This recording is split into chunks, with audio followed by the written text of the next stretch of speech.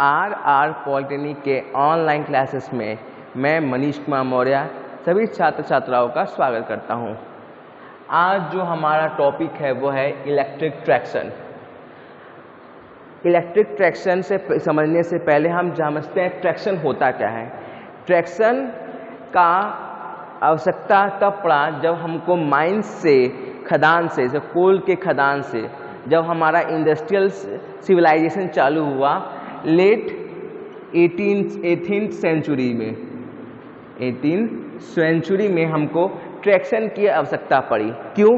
क्योंकि कहीं ना कहीं हमको कोल्स माइन जो थी वो अंडरग्राउंड थी और हमको कहीं ना कहीं उसको ट्रांसपोर्ट करना पड़ता था लंबी दूरी के लिए। इसलिए हम लोग क्या करते थे, एक ट्रॉली नुमा हिस्सा, ऐसे ट्रॉली नुमा हिस्सा जो कि व्हील पर रहता था और इसको आगे एक इंजन या किसी भी चीज़ से एक रोप के माध्यम से हम लोग इसको खींचते थे, एक ट्रैक पर खींचते थे जिसके माध्यम से हम लोग एक चीज़ को दूसरे जगह पर ट्रांसपोर्ट कर पाते थे। ट्रैक्शन का मतलब होता है किसी चीज़ को किसी चीज़ से खींचना। ट्रैक्शन का मतलब होता है खींचना, किसी लोड ऑब्जेक्ट को खींचना। पहले के समय में इसको हम लोग किससे करते थे? ट्रैक्शन जो था हम लोग स्टीम इंजन से करते थे। स्टीम इंजन की सहायता से हम लोग क्या करते थे, इस रोप को, इस ट्रॉली को खींचते थे। जो ये ट्रॉली था इसको रोप के माध्यम से हमारे पास क्या था, स्टीम इंजन था। स्टीम इंजन से हम लोग स्टीम इंजन से इसको खींचते थे और इसको कर पाते थे। पर यहाँ समस्या ये आ रही थी, जो स्टीम इंजन के थ्रू रोप के द्वारा खींची गई ट्रैक्शन मोटर्स थी, ट्रैक्शन जो थी वो काफ़ी शॉर्ट डिस्टेंस के लिए, हम लोग मैक्सिमम 2 किलोमीटर्स तक हम लोग इसको बस यूज़ कर पाते थे। लॉन्ग डिस्टेंस के लिए हम लोग इसका उपयोग नहीं कर पाते थे। इसके बाद क्या हुआ, हम लोग ट्रैक्शन मोटर में स्टीम इंजन का आविष्कार हुआ। स्टीम इंजन के आविष्कार से हम लोग क्या पाए, ट्रैक्शन ट्रॉलीज को बना के, जो ट्रॉली थी या जो रैक्स थे उसको उस स्टीम इंजन से जोड़ के उसको लॉन्ग दूरी पर ट्रांसपोर्ट कर पाते थे। पर यहाँ भी एक डिसएडवांटेज था, जो हमारे पास कोल स्टोरेज कैपेसिटी थी वो लिमिटेड थी। स्टीम इंजन में कोल स्टोरेज कैपेसिटी थी वो लिमिटेड थी। फिर उसके बाद हमारे पास डीजल जनरेटर्स आए, डीजल इंजन्स आए, जो कि हमको कुछ हद तक उसके ड्रॉबैक को ओवरकम कर पाया। पर यहाँ पर पॉल्यूशन बहुत ज़्यादा हमारे पास डीजल इंजन्स में हो रहे थे, जिसको फर्दर ओवरकम करने के लिए हमारे पास इलेक्ट्रिक ट्रैक्शन आया। अब जानते हैं इलेक्ट्रिक ट्रैक्शन होता क्या है। ये एक सिस्टम होता है जिसमें हम लोग इलेक्ट्रिकल पावर को यूज़ करके ट्रैक्शन सिस्टम को ऑपरेट करते हैं। जैसे हमारे रेलवे हो गया, ट्राम्स हो गया, ट्रॉली हो गया। रेलवे तो हमारे नॉर्मल हमने इसको देखा है। ट्रॉली ट्राम्स जो होता है ये मेट्रो सिटीज़ में जैसे कलकत्ता वगैरह में ट्राम चलती है, एक बस लाइक स्ट्रक्चर रहती है जिसको हम डीसी पावर के थ्रू इसको हम लोग ऑपरेट करते हैं, इसको हम लोग ट्राम कहते हैं। ट्रॉली क्या होता है, एक रोप लाइक स्ट्रक्चर, एक हैवी रोप रहता है जिस पर बकेट लाइक स्ट्रक्चर को हम हैंग आउट करके, झुला के एक जगह से दूसरी जगह भेजते हैं। इसको हम लोग बोलते हैं ट्रॉली बोलते हैं। ठीक है। अब इसमें कौन सा, इसमें हम लोग यूज़ करते हैं ट्रैक्शन मीटर का उपयोग करते हैं। इसमें हम लोग ट्रैक्शन मोटर का उपयोग करते हैं। अब आते हैं बात कि इसका इलेक्ट्रिक ट्रैक्शन के क्या क्या एडवांटेज होते हैं कि इस कारण से हम लोग इसको स्टीम इंजन और डीजल इंजन से रिप्लेस किए। पहला जो होता है ये इको फ्रेंडली होता है, इन्वायरमेंट फ्रेंडली होता है। कहीं ना कहीं इसका उपयोग इलेक्ट्रिक व्हीकल के, हमारे पास एग्जॉस्ट गैसेज जो होती हैं, जो गैसेज प्रोड्यूस होते हैं वो हमारी नहीं होती है। इसका रनिंग कॉस्ट जो होता है वो कम होता है। जैसे हमारे पास कोल और डीजल में रनिंग कॉस्ट ज़्यादा रहता है, इसका रनिंग कॉस्ट क्या होता है, कम होता है। ये चीपनेस होता है, सस्ता होता है, क्योंकि इसमें इलेक्ट्रिसिटी यूज़ कर रहे हैं और हम काफ़ी लंबे दूरी तक ट्रांसपोर्ट कर पाते हैं। और इसीलिए क्या होता है, ये चीपर होता है, लेकिन साफ सुथरा होता है। जैसा कि हम जानते हैं हमारे पास स्टीम इंजन्स में क्या होता था, हमारे पास ऐश निकलता था, जो मतलब जो राख निकलती थी उसको डिस्पोज करना हो गया। उसके पास जो बॉयलर में स्लज निकलता था, उस स्लज को साफ करना पड़ता था, काफ़ी समस्या होती थी। इसकी जो मेंटेनेंस कॉस्ट है वो 50% लेस है स्टीम ट्रैक्शन सिस्टम से। ये ऑब्जेक्टिव पॉइंट ऑफ व्यू से काफ़ी इंपॉर्टेंट है। इसकी जो मेंटेनेंस कॉस्ट है वो 50% है स्टीम ट्रैक्शन सिस्टम से। इसकी स्टार्टिंग फास्ट होती थी, क्यों? जो स्टीम ट्रैक्शन सिस्टम था उसमें क्या होता था, पहले आप कोल डालेंगे, कोल से जब कोल को हीटअप करेंगे, जलाएंगे, उसके बाद पानी जब गर्म होगा तो अब स्टीम हमारा प्रोड्यूस होगा। पर इसमें ऐसा कोई सिस्टम नहीं है, ये काफ़ी जल्दी फास्ट स्टार्टिंग हमको प्रोवाइड करता है। इसका स्टार्टिंग टॉर्क ज़्यादा रहता है। स्टार्टिंग टॉर्क से क्या मतलब होता है, जब भी हम किसी चीज़ को, जब हम कोई ट्रेन है हमारे पास ट्रैक्शन है, तो क्या ना कहीं कहीं वो रुका हुआ स्थिर है, जब उसको हमको जब स्टार्ट करते हैं तो कहीं ना कहीं उसको पूरा भार को खींचना है, इसलिए इसका जो होता है हाई स्टार्टिंग टॉर्क है, ताकि वो अच्छे तरह के यूनिफॉर्म तरीके से इस ट्रैक्शन को परफॉर्म कर सके। ब्रेकिंग इसमें काफ़ी इजीली है। जैसा कि हम जानते हैं स्टीम टरबाइन में क्या होता है, हमारे पास क्या करना होता है, हमारे पास क्या होता है, मैकेनिकल ब्रेक लगाना पड़ता है, या बहुत तरह के ब्रेकिंग आते हैं मैकेनिकल ब्रेकिंग में, जैसे शू ब्रेकिंग हो गया। उसके बाद क्या होता है, हम लोग डिस्कनेक्ट कर देते हैं प्रेशर वॉल्व को, तो वो काफ़ी कॉम्प्लेक्स तरीका होता है और उसमें हमको फास्ट ब्रेकिंग नहीं मिल पाता है। इसमें हमको ब्रेकिंग क्या होता है, काफ़ी आसान होता है। और हम लोग आगे ब्रेकिंग पढ़ेंगे, इसका ब्रेकिंग के थ्रू हम लोग कई बार अपने सप्लाई को पावर भी प्रोवाइड करते हैं, उसको बोलते हैं रीजनरेटिव ब्रेकिंग, जो आगे हम लोग फर्दर क्लास में पढ़ेंगे। उसके बाद क्या होता है, और जो ब्रेकिंग होता है वो काफ़ी स्मूथ होता है, इसमें कोई वियर या टियर मतलब घिसाव या टूटना नहीं होता है। जैसे मैकेनिकल ब्रेकिंग में क्या होता है, हमारा जो शू ब्रश रहता है वो ब्रेक डाउन हो जाता है, पर इसमें ऐसा कोई ब्रेक डाउन का कंडीशन नहीं होता है। इससे इलेक्ट्रिक ट्रैक्शन के आने से वैसे हमारा क्या हुआ कि हाई ग्रेड कोल जो हमको चाहिए रहता था अपने फर्नेस में, मेटल फर्नेस में, उसकी सेविंग हुई और फ्यूल्स की सेविंग हुई, ये इलेक्ट्रिक ट्रैक्शन के आने से। ये तो इसके एडवांस थे। अब इलेक्ट्रिक ट्रैक्शन जो होता है वो 4 सिस्टम के होते हैं। पहला जो होता है डीसी सिस्टम, दूसरा जो होता है सिंगल फेस एसी सिस्टम, और तीसरा जो होता है 3 फेस एसी सिस्टम, और जो चौथा होता है वो कंपोजिट सिस्टम होता है। अब हम एक एक के बारे में डिटेल में पढ़ते हैं। डीसी सिस्टम में क्या होता है, डीसी सिस्टम जो होता है वो हमारी जो रेटिंग होती है इसकी 600 वाट, 750 वाट और 1500 वाट और 3000 वोल्ट में हमारे पास आती है। मतलब कहीं ना कहीं हमारे पास 600 वोल्ट, 750 वोल्ट, 1500 वोल्ट और 3000 वोल्ट में हमारे पास ये जो ट्रैक्शन सिस्टम होता है ये हमारा वर्क करता है। इसी चारों में मतलब इसी चारों वोल्टेज पर हमारा इस जो डीसी सिस्टम ट्रैक्शन है वो वर्क करता है। अब बात करते हैं इसमें दूसरा जो इसमें दूसरा पॉइंट होता है, जो दूसरा डीसी सिस्टम में और क्या होता है, इसका जो इसमें हम यूज़ करते हैं सीरीज वाउंड डीसी मोटर। इसमें हम यूज़ करते हैं low voltage series wound DC motor. इस मोटर का उपयोग करते हैं। ऑब्जेक्टिव पॉइंट ऑफ व्यू से याद रखेंगे, डीसी सिस्टम में हम लोग कौन से यूज करते हैं, low voltage series wound DC motor का उपयोग करते हैं अपनी ट्रैक्शन को ड्राइव करने के लिए या ट्रेन को ड्राइव करने के लिए। ऑब्जेक्टिव में पूछा जा सकता है कि लो कौन सी मोटर हम डीसी सिस्टम में यूज करते हैं, तो वह है low voltage series wound DC motor का उपयोग करते हैं।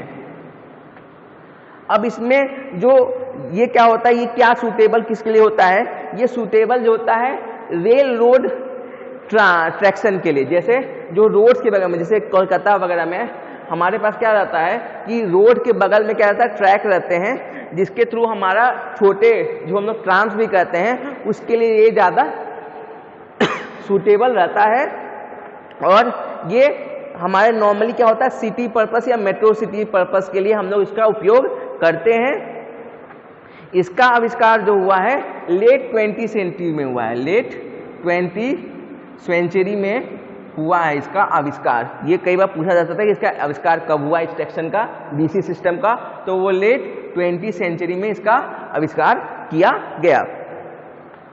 अब बात करते हैं इसमें क्या क्या एडवांटेज होते हैं। इसका क्या होता है, इनिशियल कॉस्ट जो रहता है डीसी सिस्टम का, इनिशियल कॉस्ट बहुत ही कम रहता है उसके बाद इसमें जो टॉर्क जनरेट होता है डीसी मोटर्स में, वो एसी मोटर से ज़्यादा डेवलप होता है, इसलिए हम लोग डीसी मोटर को हाई ट्रैक्शन के लिए उपयोग करते हैं। इसका जो स्टार्टिंग टॉर्क होता है वो काफ़ी ज़्यादा जनरेट होता है डीसी मोटर में।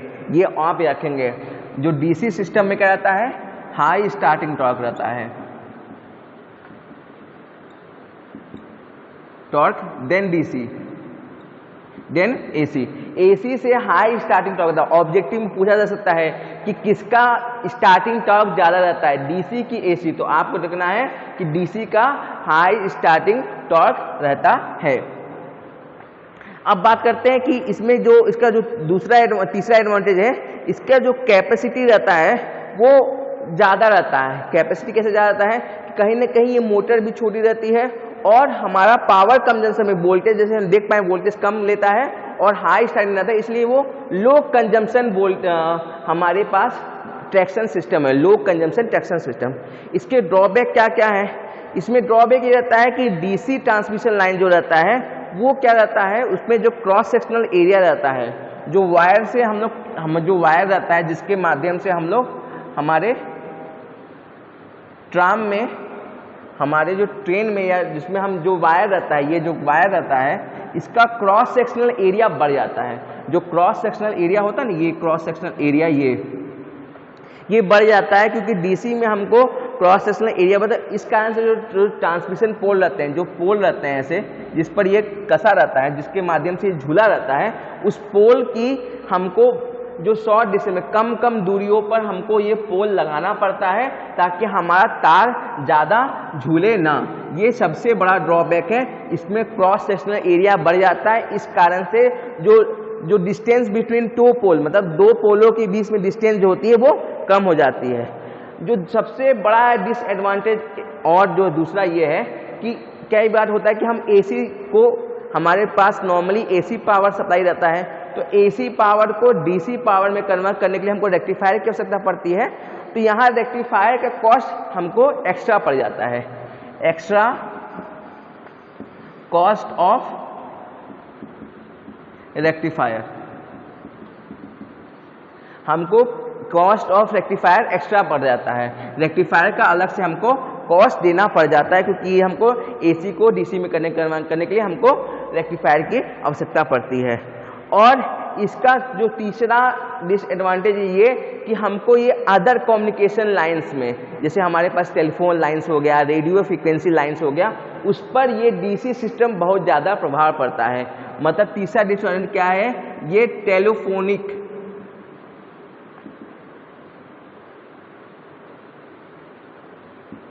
टेलीफोन लाइंस जो होते हैं हमारे पास, उसको प्रभाव डालते हैं या इंटरफेरेंस करते हैं।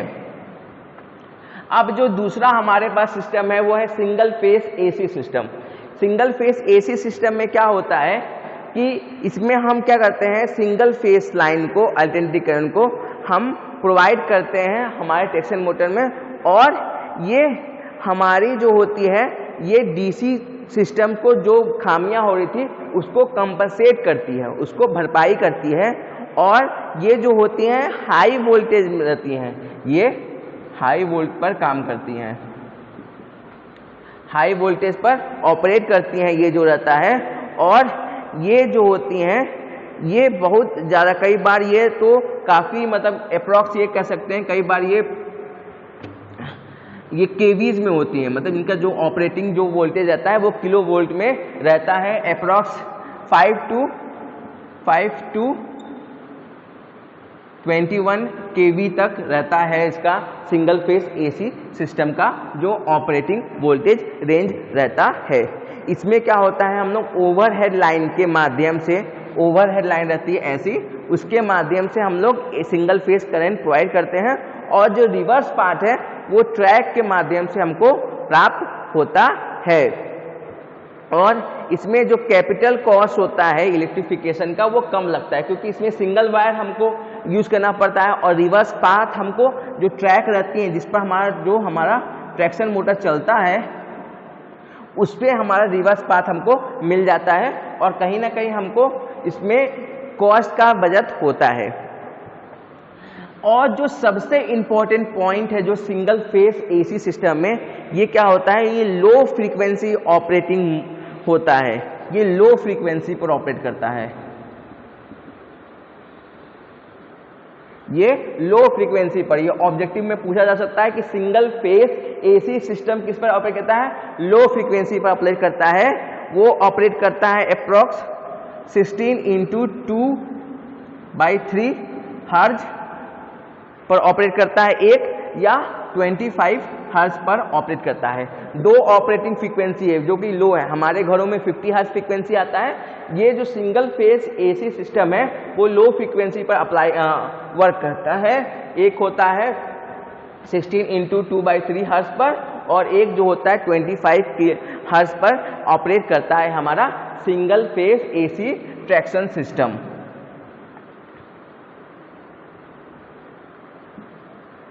अब जो हमारी जो इसके बाद क्या होता है, इसमें जो होता है इसका भी क्या होता है, इसका जो होता है सीरीज का, इसमें हम यूज करते हैं single phase AC series motor use करते हैं।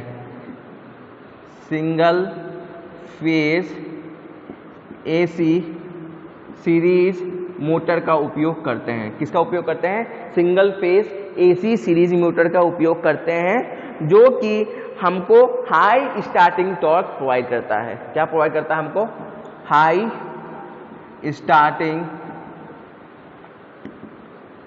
टॉर्क हमको प्रोवाइड करता है। और इसमें जो हम लोग वोल्टेज लेवल रहता है, जो होता है वो 5 से लेके हमारे पास 25 kV तक हमारे पास रहता है। इसका एडवांटेज क्या मिलता है, डीसी जो होता है वो सेफ नहीं रहता है, डीसी वर्किंग के लिए सेफ नहीं रहता है। यहाँ क्या होता है, ये क्या होता है, एसी सिस्टम जो होता है वो थोड़ा सेफर होता है, और इसमें रेक्टिफायर की आवश्यकता नहीं पड़ती है, और इसका इनिशियल कॉस्ट कम रहता है क्योंकि इसमें सिंगल फेस सिंगल वायर की आवश्यकता पड़ती है। हमको नंबर ऑफ एक्स्ट्रा पोल लगाना नहीं पड़ता क्योंकि इसका वायर हमको ज़्यादा मोटा क्रॉस सेक्शनल एरिया का हमको वायर की आवश्यकता नहीं पड़ती है। अब जो तीसरा हमारे पास है वो है 3 phase AC system. 3 phase AC system क्या होता है, ये हम लोग क्या करते हैं, जैसे सिंगल फेस हमारे पास एसी था, अब इसमें क्या होता है, इसमें हमारे पास 3 फेस एसी सिस्टम को हम इसमें पावर सप्लाई प्रोवाइड करते हैं, और इसमें भी जो वोल्टेज होती हैं वो भी हाई वोल्ट रहती हैं, हाई वोल्टेज रहती है हमारे पास ऑपरेटिंग के लिए। और इसमें जो हम लोग जो ट्रांसमिशन जो होता है हाई वोल्टेज का, उसमें जो फ्रीक्वेंसी हम लोग देते हैं वो फ्रीक्वेंसी जो होती है वो 50 से 60 हर्ज रहता है, सप्लाई फ्रीक्वेंसी जो रहती है। इसमें लो फ्रीक्वेंसी हम लोग नहीं करते। ये 3 फेस एसी सप्लाई हमेशा हाई फ्रीक्वेंसी पर वर्क करेगा और हाई वोल्टेज पर वर्क करेगा। और जो मोटर रेटिंग रहेगी, जो मोटर की रेटिंग रहेगी वो अप्रॉक्स जो रहती है 3.3 से लेके 3.5 kV तक, ये मोटर की हमारे पास रेटिंग रहती है 3 फेस एसी सिस्टम में। इसके क्या क्या एडवांटेज रहते हैं,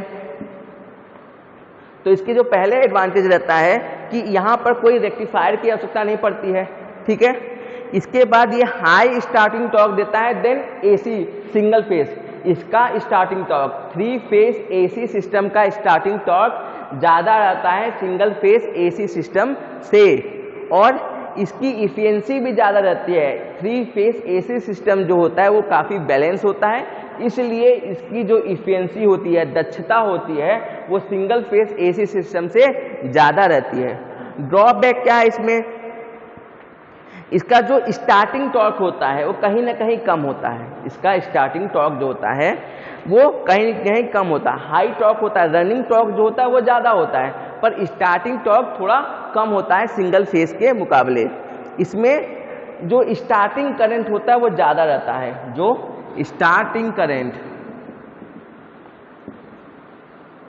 इसमें जो स्टार्टिंग करंट होता है वो उसकी वैल्यू क्या होती है, ज़्यादा होती है। इसमें स्पीड कंट्रोलिंग जो होता है वो काफ़ी इजीली नहीं होता है। 3 फेस एसी सप्लाई में स्पीड कंट्रोलिंग जो होता है वो काफ़ी इजी नहीं होता, थोड़ा डिफिकल्ट पड़ता है। इसमें क्या होता है, 3 फेज AC सप्लाई का जो चौथा डिसएडवांटेज ये है कि हम पैरेलल कॉम्बिनेशन ऑफ मोटर्स नहीं कर पाते। जैसे मोटर्स का हम क्या करते हैं, हम लोग लोड बढ़ाने पर मोटर्स को क्या करते हैं, बढ़ाते हैं। तो जब अगर हमको बड़ा ट्रैक्शन बनाना है सिस्टम, तो अगर हम जो पैरेलल ऑपरेशन करते हैं मोटर्स का, वो करना थोड़ा डिफिकल्ट बनता है 3 फेज AC ट्रैक्शन सिस्टम में। और यहाँ जो स्पीड है, याद रखेंगे, ऑब्जेक्टिव में पूछा जा सकता है, जो इसकी स्पीड होती है वो depend upon poles and frequency. जो 3 फेज AC ट्रैक्शन सिस्टम में स्पीड स्पीड किस पर निर्धारित रहेगी, पोल्स की संख्या कितनी है और फ्रीक्वेंसी कितनी है। मतलब कहीं ना कहीं अगर पोल्स की संख्या घटती या बढ़ती है तो हमारी जो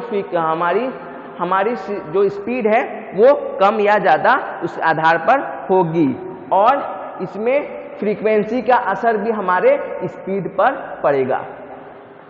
अब जो चौथा हमारे पास रहता है वो है कंपोजिट सिस्टम। ये कंपोजिट सिस्टम जो होता है ये 2 टाइप से बनते हैं। एक होता है single phase to DC system, single phase to DC system, और दूसरा जो होता है हमारे पास single phase to 3 phase, single phase to 3 phase. मतलब हमारे पास जो कंपोजिट सिस्टम होता है वो 2 प्रकार के होते हैं। पहला जो होता है single phase to DC system, मतलब जो ओवरहेड लाइन रहेगा वो सिंगल फेज का रहेगा, पर रेक्टिफायर के माध्यम से उसको हम DC सिस्टम के मतलब रेक्टिफायर से करेंगे, उसके बाद उसको DC मोटर चलाएंगे, उसके बाद हम लोग उसको DC जनरेटर जला के उसके बाद उसको फर्दर हम लोग ट्रैक्शन में यूज करेंगे। इसमें दूसरा क्या होता है सिंगल फेज टू 3 फेज। इसमें क्या होता है, हम लोग सिंगल फेज से 3 फेज कन्वर्जन करते हैं। और जो single phase to DC system होता है उसमें हम यूज करते हैं वोल्टेज लेवल जो होता है वो काफ़ी हाई रहता है, इसीलिए ताकि हमारा जो कन्वर्जन होने पर जो DC लोकोमोटिव चले उसका स्टार्टिंग टॉर्क अच्छा रहे। और इसमें जो होता है जो सेकेंड वाला होता है सिंगल फेज टू 3 फेज में, इसमें क्या होता है हम लोग 3 फेज मशीन का यूज करते हैं लोकोमोटिव को लर्न करने के लिए, एक स्पेशल टाइप का उसको हम लोग बोलते हैं स्कॉट कनेक्शन करके, ताकि हमारा 3 फेज हमको प्राप्त हो सके। इसमें जो DC जो जनरेटर यूज करते हैं उसका स्टार्टिंग टॉर्क जो होता है वो काफ़ी हाई रहता है, और स्पीड कंट्रोलिंग जो होता है इसमें आसान रहता है। DC में स्पीड कंट्रोलिंग आसान रहेगा, क्या रहेगा, आसान रहेगा एज कंपेयर टू 3 फेज में। स्पीड कंट्रोल हमेशा ऑब्जेक्टिव में याद रखेंगे, DC में स्पीड कंट्रोलिंग जो रहेगा वो आसान रहेगा, और AC में 3 फेज में वो काफ़ी डिफिकल्ट रहेगा। और जो 3 फेज है वो आसपास के नेटवर्क में, जैसे कम्युनिकेशन लाइंस में, जैसे हमारा टेलीफोनिक नेटवर्क हो गया, रेडियो फ्रीक्वेंसी नेटवर्क हो गया, उसमें इंटरफेरेंस प्रोड्यूस करता है। और यहाँ जो रेल कंडक्टर रहता है, जो DC के सिस्टम में रेल कंडक्टर का कॉस्ट जो होता है वो कम होता है। अब जो अगला हमारे पास जो है वो है जो हम लोग यूज़ करते हैं, जो हमारे पास ट्रैक्शन का ही पार्ट है, बट जो डिफरेंट है, जो डीजल के थ्रू ऑपरेट करता है, जो हम लोग नॉर्मली देखते हैं डीजल ट्रैक्शन इंजन देखते हैं या डीजल सेक्शन मोटर्स देखते हैं, उसमें होता क्या है, उसको हम लोग बोलते हैं डीजल इलेक्ट्रिक ट्रांसमिशन। जो हमारे पास आज के समय में जितने भी रेलवेज इंजन्स बनाते हैं जो डीजल चलते हैं वो सब डीजल इलेक्ट्रिक ट्रांसमिशन में चलता है। ऐसा क्यों, आप सबके दिमाग में आएगा कि हम लोग डीजल से इलेक्ट्रिक क्यों कन्वर्जन कर रहे हैं। असल में ऐसा होता है, जब हम कभी भी डीजल इंजन चलाते हैं तो कहीं ना कहीं उसका जो हम लोग जो शाफ्ट में हमको पावर मिलता है उसमें कहीं ना कहीं एक रुकावट आती है, फ्लक्चुएशन आता है, मतलब रुक रुक के बीच बीच में, कभी चलते चलते कभी धीरे हो जाएगा कभी ज़्यादा हो जाएगा, वो कंबस्शन जो होता है पिस्टन के बीच में, उसके कारण से क्या होता है, एक यूनिफॉर्म हमको स्पीड नहीं प्राप्त हो सकता है। दूसरा जो सबसे ज़्यादा डिसएडवांटेज है डीजल इंजन से डायरेक्ट ट्रैक्शन मोटर चलाने का, वो ये है कि ब्रेकिंग जो होती है वो आसान नहीं होती है, और तीसरा जो सबसे बड़ा डिसएडवांटेज ये है डीजल इंजन से चलाना, डायरेक्ट चलाना, कि कभी न कभी जब हमको फॉल के कंडीशन में उसको कंट्रोल करना इजी नहीं होता है, और स्पीड कंट्रोल जो होता है केवल डीजल इलेक्ट्रिक इंजन, जो डीजल इंजन होता है उसका स्पीड कंट्रोलिंग आसान नहीं होता है। इसी कारण से हम लोग क्या करते हैं, डीजल इंजन को कनेक्ट करते हैं एसी इलेक्ट्रिक जनरेटर से। ठीक है, डीजल इंजन से हम डायरेक्ट ट्रैक्शन मोटर नहीं चला के डीजल इंजन से हम क्या करते हैं, एक एसी इलेक्ट्रिकल जनरेटर को कनेक्ट करते हैं, जो कि इलेक्ट्रिसिटी प्रोड्यूस करता है, जिसके माध्यम से हम लोग इलेक्ट्रिक ट्रैक्शन मोटर को कार्य कराते हैं, और अपनी आवश्यकता के अनुसार हम लोग इसमें जो भी हमारे पास इलेक्ट्रिक मोटर को चाहे उसका चयन कर सकते हैं, चाहे वो डीसी हो, चाहे वो सिंगल फेस एसी हो, चाहे वो 3 फेस एसी हो, चाहे वो 3 फेस एसी सिस्टम हो, मोटर हो, वो ऐसी उसका हम लोग चयन कर सकते हैं अपनी आवश्यकता के अनुसार। और ये क्या होता है, ये हमारे पावर को एनहांस कर पाता है, क्योंकि डीसी हम लोग डीजल जनरेटर से क्या चलाते हैं, हम लोग डीजल जनरेटर से अपना अल्टरनेटर चलाते हैं या जनरेटर चलाते हैं, जिसके माध्यम से हमको एसी पावर प्राप्त होता है, जिसके थ्रू हम लोग इसको अपना इलेक्ट्रिक ट्रैक्शन मोटर ऑपरेट करते हैं और फर्दर इसको हम लोग यूज करते हैं। कुछ जगहों पे क्या होता है, डीजल की जगह हम लोग पेट्रोल और गैसोलाइन का भी उपयोग करते हैं, इंजन का उपयोग करते हैं, उसको हम लोग बोलते हैं पेट्रो इलेक्ट्रिक ट्रैक्शन या ट्रांसमिशन, और गैस इलेक्ट्रिक ट्रांसमिशन भी कहते हैं। आज की क्लास में यहीं तक, मिलते हैं नेक्स्ट क्लास में। चैनल को लाइक कीजिए, सब्सक्राइब कीजिए और वीडियो में कंटिन्यू बना रहिए। Thank you.